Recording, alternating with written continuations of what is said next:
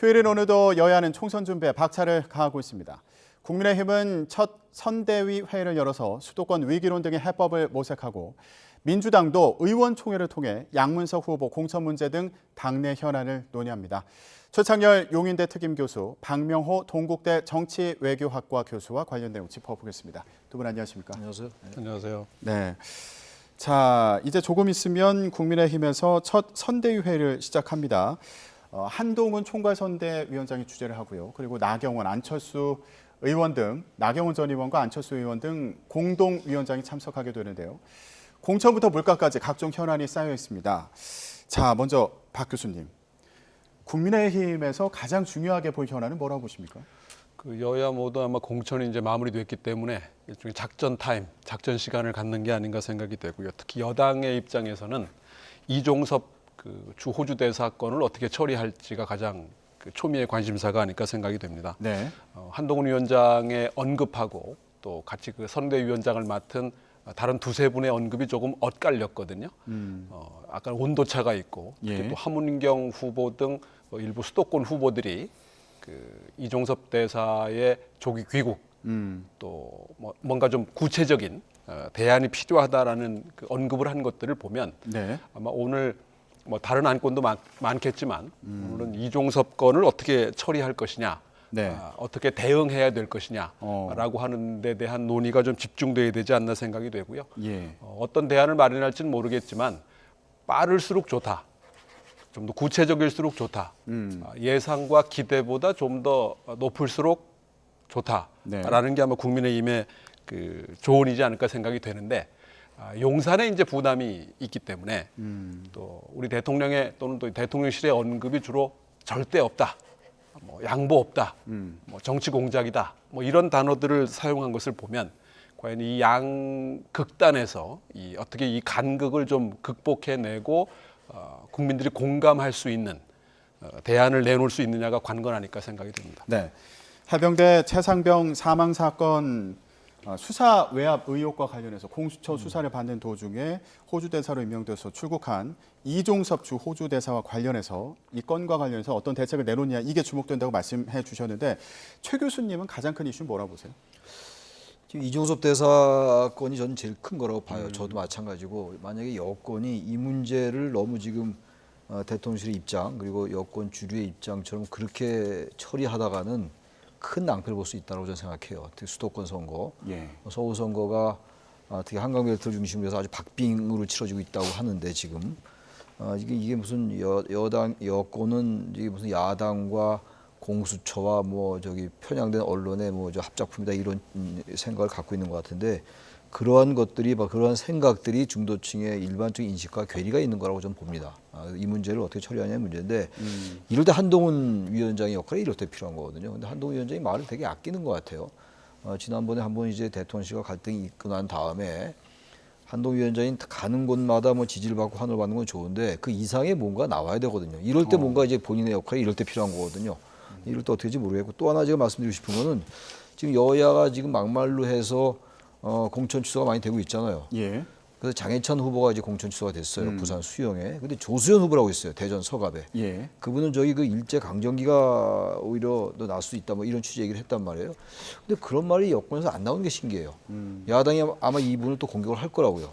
대전이라는 지역이 지난 21대 총선 때 7대 0으로 민주당이 이겼거든요. 예. 그리고 이제 그 옆에 충청에도 여파를 미칠 텐데 그런 부분도 좀 같이 상의가 돼야지 뭔가 국민의힘이 승리를 잡을 수 있지. 그렇지 않다면은 어렵지 않을까. 그래서 어쨌든 간에 이종섭 대사건, 이종섭 전 국방장관건은 이거는 그대로 넘기다가는 상당히 전 어려움에 처할 수 있다 선거가. 저는 그렇게 봅니다. 네. 대전 서구갑의 조수현 후보 발언에 대해서도 지적을 해주셨는데 조 후보 발언 같은 경우에 일제강점기에 더 살기 좋았을지도 모른다 이런 취지의 과거 발언이 알려져서 엄청난 망언이거든요. 근데 예. 어떻게 넘어갑니까? 그런 건 이해가 좀 안 가요. 이거는. 지금 논란이 되고 있는데 이와 관련해서도 어떤 대책이 나올지 이거 주목해 봐야 된다고 말씀해 주셨고 두 분 모두 이종섭 주 호주 대사건과 관련해서 어떤 대책을 내놓을지 이거 주목된다고 말씀해 주셨는데 지금 여야의 입장을 들어보면 굉장히 상반된 상황입니다. 관련 발언 들어보고 이어서 얘기 나눠보도록 하겠습니다. 수사기관만이 알 수 있는 통화 내역과 출금 사실 등 언론에 이런 사실들이 언론에 유출되어 특정 언론이 악의적으로 보도하고 야당이 이를 받아서 확대 재생산하고 있다는 사실입니다. 선거 때마다 있어온 여론 조작의 과정과 다를 바 없습니다. 대통령실을 비롯한 사건 관계자들은 오리발만 내밀고 대통령은 핵심 피의자를 호주 대사로 임명해 해외로 빼돌렸습니다. 국민의 눈과 귀를 가려 사건을 호도하고 시간을 벌려는 수작을 멈춰야 합니다. 네. 자, 박 교수님, 앞서서 이 이종섭 주 호주 대사와 관련해서 좀 구체적이고 그리고 또 좀 강경한 그런 대책이 필요하다라는 취지로 말씀해 주셨는데 예를 들면 어떤 것들이 있을까요? 그래서 그분들이 이제 결정을 하셔야 될 일이고 조율을 해야 될 사안인데 결국은 그 국민적 공감을 어디까지 확보할 수 있겠느냐라는 게 관건 아닐까 생각이 되거든요. 결국 이제 권력이 스스로 무너지는 거예요. 이거 누가 하라고 한 것도 아니고 또 야당이 요구한 것도 아니었는데 계기를 스스로 주거든요. 어떻게 보면 흔들리는 민주당의 빌미를 준 셈이 됐고 여권 입장에서는 민주당 입장에서는 이게 뭐 굴러 들어온 좋은 계기가 되지 않겠습니까? 그런 면에서는 과연 어느 쪽이 좀 더 국민적 공감을 얻어낼 수 내느냐가 이제 관건이라고 본다면 아마 오늘 여당의 선대위 회의에서도 논의가 좀 돼야 될 거고 그 이제 용산과 협의가 이제 어느 정도 그 합의랄까 또는 협의가 이제 필요하고 공감대가 필요하다고 생각이 되는데 예. 지금 당장 그 철회를 한다든가 하는 건 아마 여권 입장에서는 상당히 부담이 될 거예요. 그러니까 이제 조사를 앞으로도 계속 받겠다라고 한 부분 등에 대한 구체적이고 좀 더 그 시한이라든가 이런 걸 명시할 필요가 있다고 생각이 되고 예. 가능한 빨리 이걸 끊어내야 되는데 이게 이제 이어질수록 부담이 된다라는 거고 지금 뭐 이종섭 대사조차도 소환 때는 언제든 조기 귀국하겠다고 말은 했지만 예. 과연 과연 많은 사람들이 이게 과연 지켜줄 수 있겠느냐. 또 지켜진다 하더라도 대사로서의 업무는 그럼 어떻게 할 거냐. 뭐 이런 비판이나 이제 부담을 안게 되는 것인데 예. 그건 결국은 이제 그럼 왜 이런 그 인사를 하게 됐느냐에 대한 문제로 이제 귀결되는 거고 그렇기 때문에 결국 여권에 주는 부담은 그동안 좀 가려져 있었던 조금 그 보이지 않았던 대통령이 다시 소환되는 모습을 보여주게 되는 거고 그건 결국은 대통령에 대한 평가, 대통령에 대한 심판이라고 하는 기존의 어떤 선거 구도를 다시 한번 그 점화시킨다고 할까요? 또는 다시 한번 부각시킨다고 할까요? 다시 한번 주의나 관심을 환기시키는 것이기 때문에 이런 거에 대한 부담을 좀 떨어내야 된다. 예. 다만 이제 정치적 부담이 있는 부분이 있어요. 용산 측에서 가질 수밖에 없는. 또 이미 용산에서는 그 정치 공작이라고 했고 또 철회 없다라는 선을 그어놨기 때문에 이걸 또 뒤집을 수도 없는 부담. 그러니까 이런 굳이 먼저 하지 않아도 될 말들과 행동을 한 것에서 갖는 스스로 자초한 부담이 아닌가 생각이 됩니다. 예. 자, 잠시 후에 국민의힘 선대위 회의에서 관련 대책에 대한 논의가 있을지 주목이 되고 관련 내용이 나오면 저희가 전해드리기로 하고요. 민주당 같은 경우에도 오늘 10시 반에 의원총회를 엽니다. 그런데 이 건과 관련해서 특검법을 당론으로 추진하겠다 이런 입장이지 않습니까? 특검법을 뭐 일단 선거를 앞두고 이제 여권을 공략할 수 있는 가장 좋은 수단이 특검법이라고 보는 것 같아요. 특검법 자체가 얼마나 효력이 있을지 모르겠어요. 이게 지금 공수처가 수사하고 있는 건데 검찰이 수사가 미진할 때 하는 게 특검인데 그럼에도 불구하고 저는 민주당이 특검법을 당론을 정할 것 같아요. 정해서 지금 최대한 이제 선거 한 20여일 남았는데 여권에 이제 이러한 여러 가지 이제 공세를 취할 지점들을 이제 극대화시킬 가능성이 높습니다. 선거 전략적으로. 이번 선거가 전반적인 선거 과정을 지켜보면 말이죠. 20여일 남았습니다만 이렇게 선거가 정책이나 공약이 잘 드러나지 않은 선거가 없었던 것 같아요. 굳이 뭐 과거 2012년도 박근혜 비대위원장 할 때 그때를 떠올리지 않더라도 그때 뭐 경제민주화나 복지나 확고한 이제 정책 공약이 있었죠. 새누리당이. 그 정도까지는 아니더라도 이렇게 여야가 무기력하게 정책이나 공약에 대한 언급이 없는 선거가 참 드문 선거고 또 여야 모두 공천에 관련된 워낙 얘기가 많은 선거이기도 합니다. 결국 마지막까지도 여야가 서로 이제 강점을 내세우기보다는 상대방의 단점을 이제 공략한 이런 선거로 지금 가고 있어요. 막판에 아마 민주당은 지금 이 이종섭 대사건을 최대 공략진으로 삼을 거예요. 예. 여기에 대해서 뭐 지금 말씀 나눴습니다만 여권이 지금 기존의 생각을 가지고 계속 밀어붙이다가는 특검법에 이제 명분을 주게 될 것이고 선거 막판으로 갈수록 아마 저는 이 이슈가 불거질 가능성이 높다, 확대될 가능성이 높아서 어쨌든 국민의힘이 이 부분을 빨리 어쨌든 진화하지 않으면 특검법도 명분이 생길 수 있다고 저는 생각합니다. 예. 네. 자, 공수처 수사를 받아온 이종섭 전 국방부 장관이 주 호주 대사 임명돼서 출국한 것과 관련해서 이 전 장관의 출국 과정 전반을 밝히는 목적의 특검 법안을 현재 당론으로 발의를 했고요. 이와 관련해서 오늘 민주당이 의원총회를 열고 당론 추진과 관련해서 의견을 모을 예정입니다. 예, 관련 상황도 들어오는 대로 저희가 전해드리도록 하겠습니다. 자, 후보들의 막말도 주요 이슈 중에 하나다 앞서서 이렇게 말씀해 주셨는데 이 얘기를 좀 구체적으로 해보도록 하겠습니다. 국민의힘 같은 경우에는 장해찬 후보의 막말 논란이 또 큰 이슈였는데 결국 총선 공천을 전격 취소했습니다. 공천을 취소한 게 이제 5번째였는데 장해찬 후보 같은 경우 이제 공천을 취소하는 과정에서 어떤 부분을 가장 우려했다고 보세요? 수도권에 주는 영향이었겠죠. 아마 그런 막말 논란에도 불구하고 부산에서는 그렇게 크게 영향을 안 받았었을 수도 있을 거예요. 또 부산 경남 영남 선거에는 그렇게 크게 부담이 되지 않았을 수도 있겠지만 예. 수도권에 주는 부담이 훨씬 컸다라고 봐야 될 것 같고요. 한동안 조금 주저했죠. 바로 취소하지 않았던 것인데 용산의 부담이라고 하는 일부의 그 시각도 있는 걸 보면 장해찬 그 후보가 가졌었던 상징성이 이제 좀 부각된 것이 아닌가 생각이 되고 사실 이분뿐만 아니라 대부분 막말 논란된 분들이 최근에 그런 반언을 해서 문제된 경우들이 아니고 그 전에 다들 논란이 됐던 분들인 경우들이 많아요. 또 어제 오늘 발언도 아니고 상당히 네. 오래전 발언이었던 거거든요. 그런 거 보면은 굳이 공직에 나서지 않아도 될 분들인데 어떻게 보면 자유인으로 그냥 계속 사는 게 더 나을 수도 있는 분들인 경우도 많은데 이 공직의 무게를 너무 쉽게 생각했던 것이 아닌가. 그다음에 공직 진출의 이 준비가 너무 소홀했던 것이 아닌가 생각이 되는데요. 예. 뭐 앞으로도 이게 계속 나올 가능성이 있습니다. 이거는 다른 것보다도 지금 이번 주죠. 이번 주가 후보 등록인데 아직 공천이 이게 지금 취소하게 되면 다시 또 해야 될 거고 또 민주당도 마찬가지로 강북을 지역에 박용진 지역구 또 다시 경선한다고 돼 있잖아요. 이번 주 목금인가가 후보 등록인데 예. 지금 아직도 공천이 안 끝났다라는 얘기예요. 그러니까 굳이 따지면 근본적으로는 공천이 너무 지금 임박해서 있습니다. 적어도 예. 몇 개월 전에 있었어야면 이런 일이 걸러졌을 거고 또 충분한 시간을 갖고 그 당에서도 검증을 좀 해봤을 거고 유권자들도 그만큼 그걸 알 수 있는 기회가 있어야 되는데 거의 지금 이벤트성으로 공천을 하다 보니까 예. 뭐 공천을 일주일에 앞두고도 지금 아직 공천이 완료되지 않은 상황이라고 하는 근본적 문제가 있고요. 결국은 내가 뭘 할지에 대한 걸 갖고 경쟁하는 게 아니라 서로 얼마나 잘못을 덜 했느냐, 상대가 얼마나 더 우리보다 더 나쁘냐를 가지고 경쟁하는 선거가 된 근본적인 원인이 있지 않나 생각이 됩니다. 예.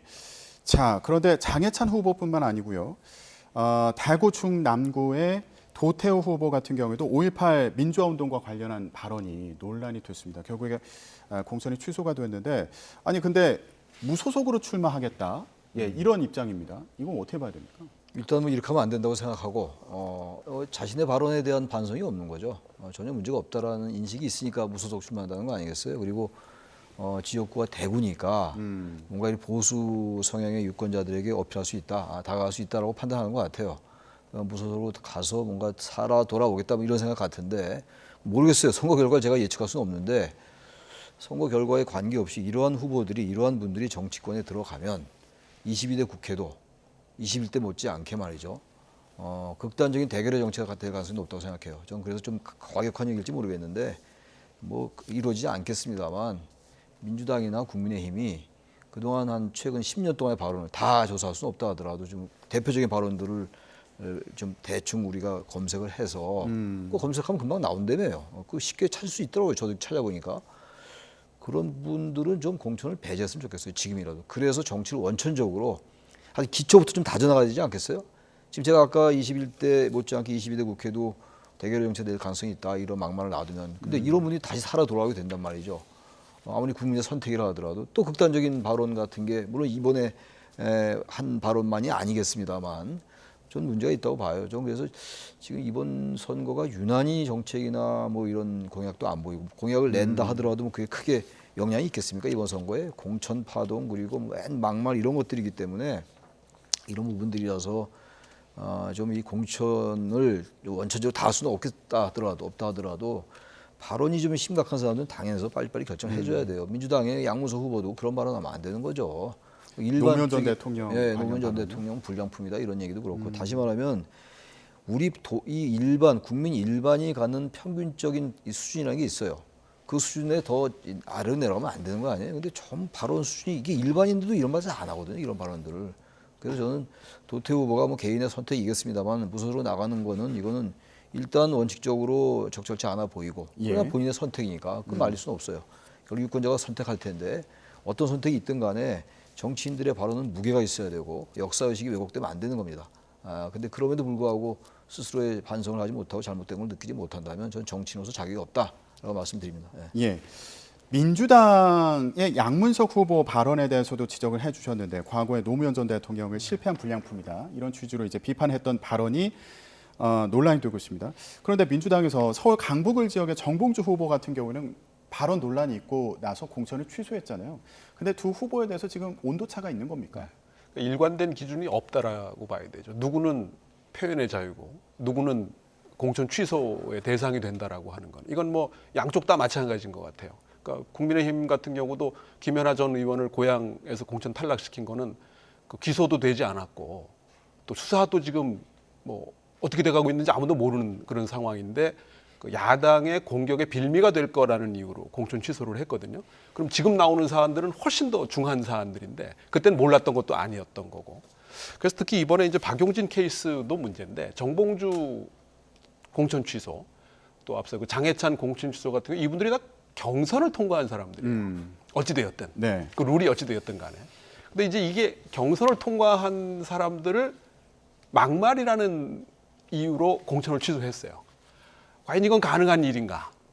이거는 적절한 절차인가라고 하는 것에 대한 의문이 이제 있을 수 있는데, 그럼 별개의 문제죠. 이번 총선에서 여야 공천에서 가져다준 이 경선이라고 하는 그 당내 경선이라고 하는 것이 가져다준 또 다른 문제가 아닌가 싶어요.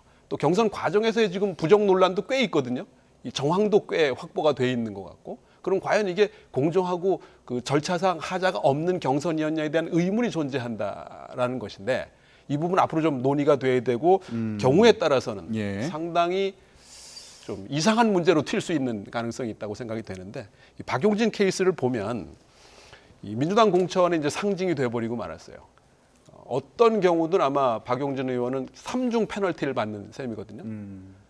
2번 받았고 이번에 예. 또 받게 되는 건데 아마 어떤 결과와 상관없이 박용진 의원의 정치적 체급은 상당히 높아지지 않겠는가. 일단 국회의원이 되면 더 좋겠지만 안 예. 돼도 정치적으로 상당히 성공했다라고 보여지고 이재명 지도부의 입장에서는 이제 와서 박용진은 공천 줄 수가 없는 상황이죠. 여태까지 그 비난과 비판과 이걸 다 감수하면서 여기까지 왔는데 이제 와서 다시 박용진을 공천 준다라고 하는 것은 대단한 부담을 또 이어가게 될 거고 예. 또 한 가지 특이한 것은 이 강북을 같은 경우도 전국의 권리당원 70%하고 지역의 당원 그 30%가 투표를 해서 결정하는 건데 지역의 후보를 결정하는데 전국의 당원의 비중이 훨씬 높다라고 하는 거. 예. 결국 이제 이재명 사당화와 관련한 그 논란이 이어질 수밖에 없는 부분이고 민주당 지도부 입장에서 이대로 갈 수밖에 없는데 결국 민주당 공천을 상징하는 사건이 되지 않을까 생각합니다. 예.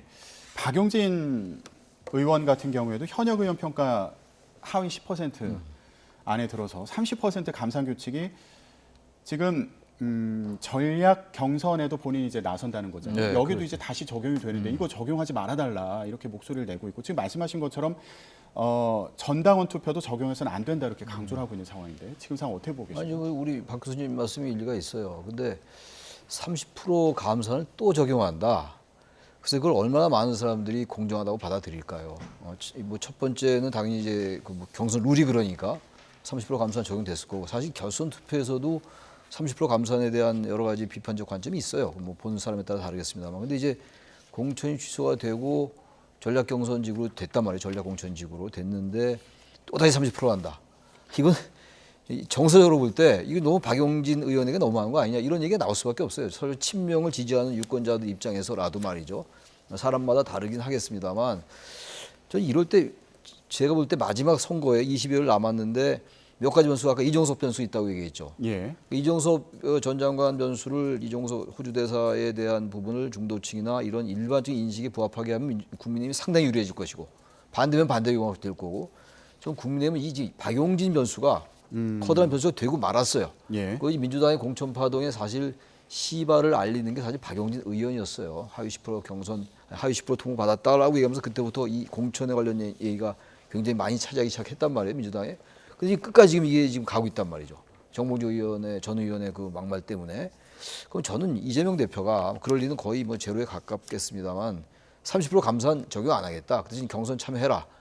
원래 뭐 차점작으로 할 수도 있는 건데 그렇게 안 하겠다고 하니까 그러면 안 하겠다고 하니까 그건 뭐 당의 결정이니까 따라야 될 것이고 박영진 의원이 명분이 생긴 거 아니에요?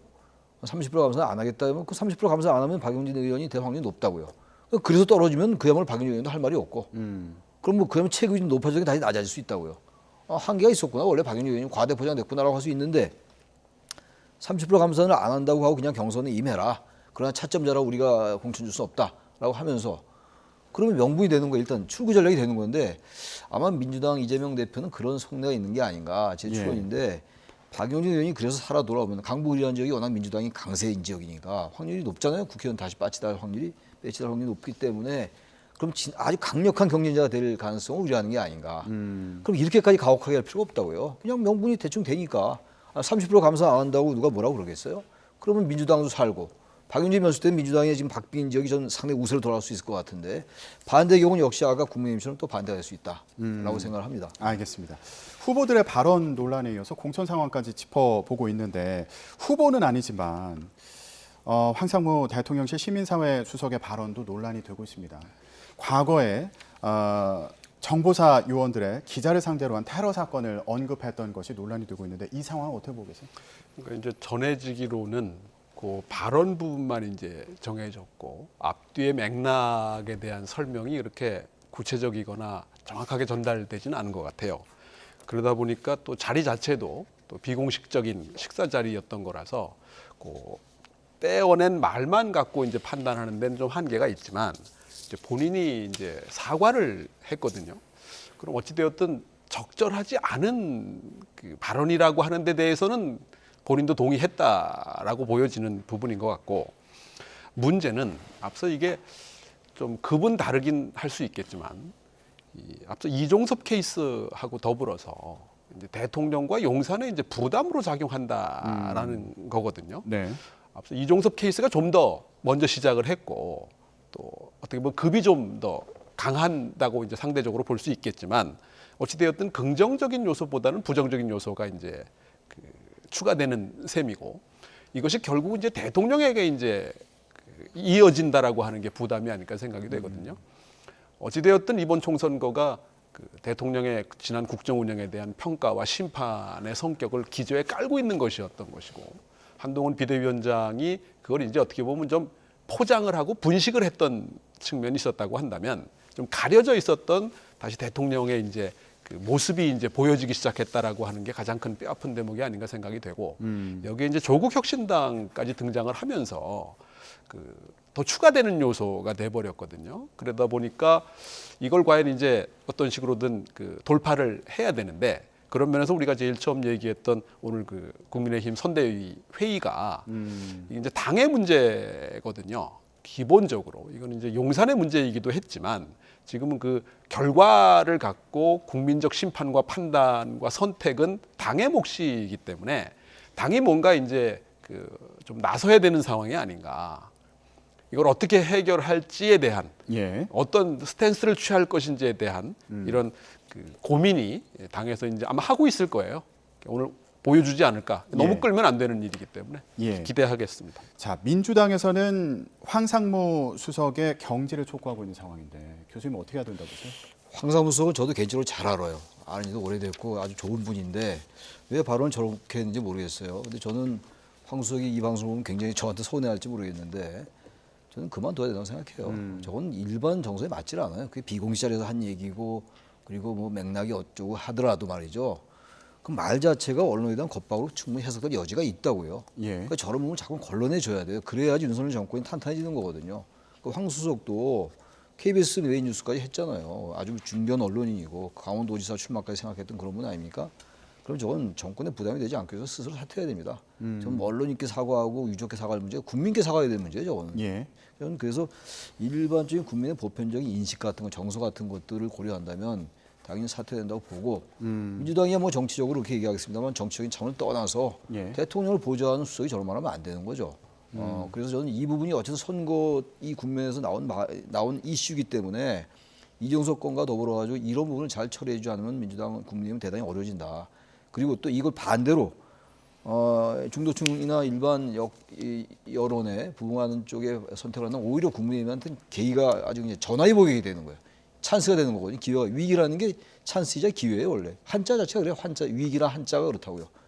그래서 이 부분은 저기 여권이 어떻게 처리하냐의 문제인데 앞서 말씀처럼 대통령실 관련된 문제들이라서 여당으로서는 대단히 곤혹스러울 것이다. 예. 근데 문제는 총선에서 지면 이런 분들 그대로 있고 총선에서 지면 말이죠. 가정컨대 이러한 변수 때문에 이런 악재 때문에 지게 된다면 윤석열 정부는요 총선 이후에 정말로 어려움에 더 처할 수 있다고요.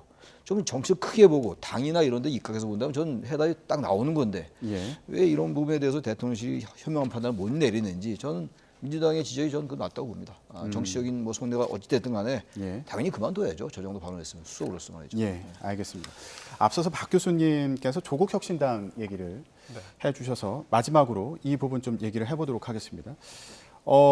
일단 제3지대가 주목을 받았는데, 근데 개혁신당과 새로운 미래에 이어서 이제 조국 혁신당이 출범을 했고, 근데 조국 혁신당이 존재감을 키워가는 것으로 보이거든요. 예, 지금 상황 어떻게 해석하세요? 예, 제3지대를 조국 혁신당이 대표하는 셈이 됐죠.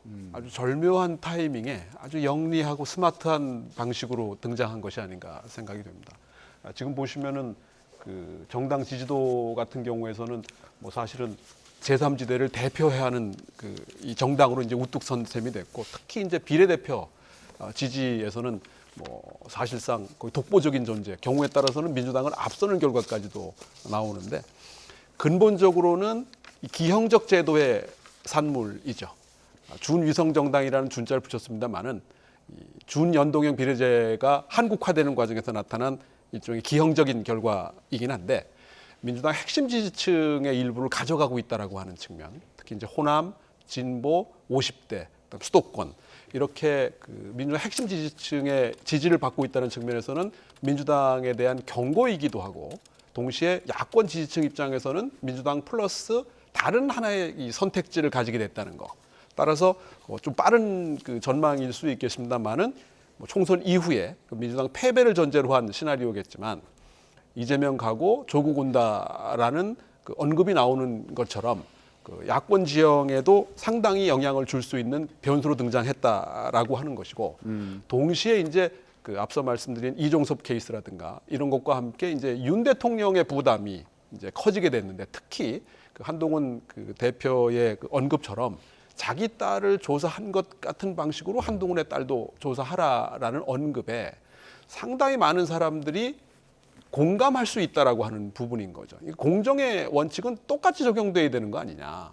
누구한테는 이게 공정인 거고 누구한테는 다른 공정이라고 한다면 이거는 상식적이지 않다라고 하는 것에 대한 설명이 이제 어느 쪽에서 있어야 된다라고 하는 부담인 것이고, 그런 면에서는 상당히 스마트한, 아주 영리한 포지셔닝이었던 것이 아닌가 생각이 되고, 다만 지금이 천장이냐, 조국 혁신당에 어디까지 더 갈 수 있겠느냐, 후속타가 있겠느냐라고 하는 부분에서는 조금 의문이 남지 않나 생각이 됩니다. 예, 비례정당 지지도와 관련한 각종 조사 결과는 중앙선거 여론조사심의위원회 홈페이지를 참고하시면 되겠습니다.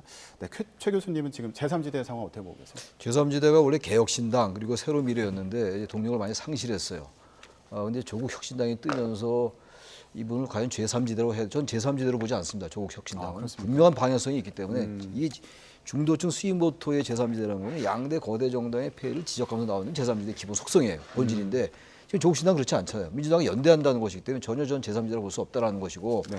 단지 조국 혁신당의 그 선명성, 정권 심판론이 굉장히 강하기 때문에 이재명 대 민주당의 공천 파동 이런 여러 가지 이유 때문에 좀 이제 정권 심판이 상당히 좀 희석된 면이 있잖아요. 예. 지금 다시 살아나는 측면이 있다 하더라도 지금 바로 그런 걸 되살리는 효과는 분명히 있다. 아마 그래서 지금 이 지지율이 올라가지 않는가라고 보는데, 저도 글쎄 여일 후까지 선거 막판까지 계속 저런 식의 동력을 받을 수 있을지 여러 가지 변수 때문에 좀 지켜봐야 될 것 같습니다. 네. 예, 알겠습니다.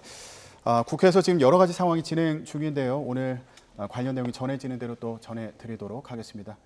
오늘 말씀은 여기까지 듣도록 하겠습니다. 최창렬 용인대 특임교수, 박명호 동국대 정치외교학과 교수였습니다. 두 분 고맙습니다. 네, 고맙습니다.